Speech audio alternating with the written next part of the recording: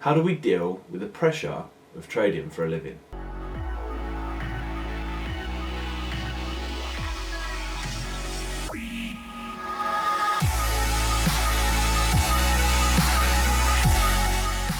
Study Sound from YouTube asks, how do you deal with the big pressure to win trades for a living? First and foremost, thanks for the question there, Study Sound.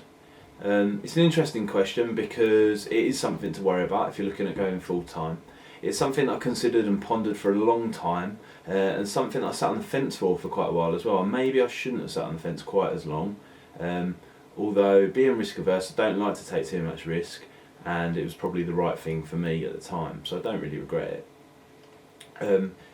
I've never actually been in a position of having to produce from a trade-in there and then for something else, be it bills, lifestyle, that kind of stuff. I mean, what I'm saying is I've always had more than enough as a backup to fall back on should things go wrong and there be hard times.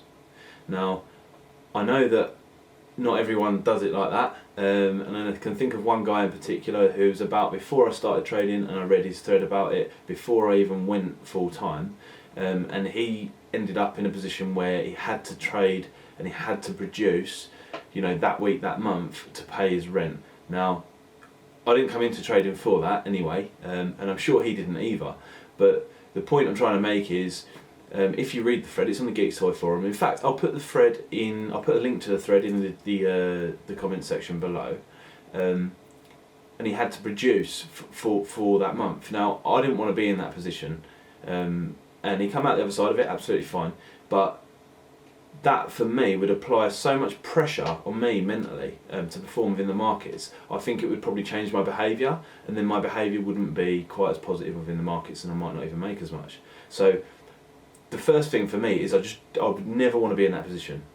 So I wouldn't even want to be in a position where I'm having to worry about it. So before I started going full time, I made sure I had 6 months' money in the bank at least, and I had a fair sized trading bank as well, and I was making more than I was in my day job. In fact, I was making more than I was in my day job per month just off of the evening racing.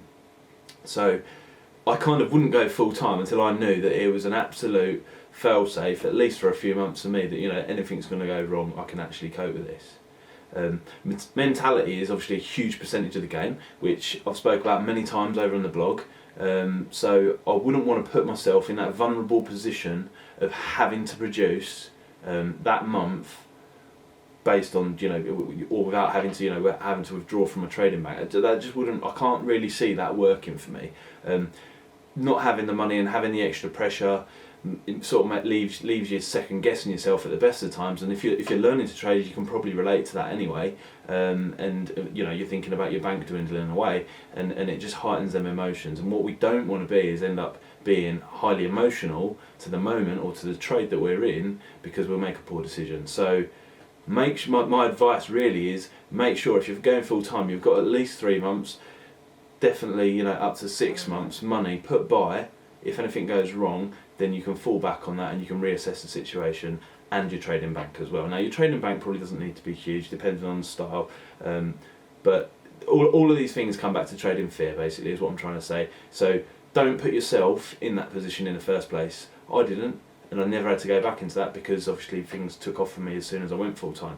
So, and they took off in quite a big way within the space of about 4 months. So, just don't put yourself in that position is what I'd say, because then you will have to deal with it. Personally, I can't speak from the point of view where I've had to deal with that pressure, because I didn't put myself in that position, and I wouldn't advise it. Like I said, I'll put the link in the comments for the other guy on the Geeks Toy forum and see how he dealt with it, but it's just not something I'd want to have to deal with, to be honest with you.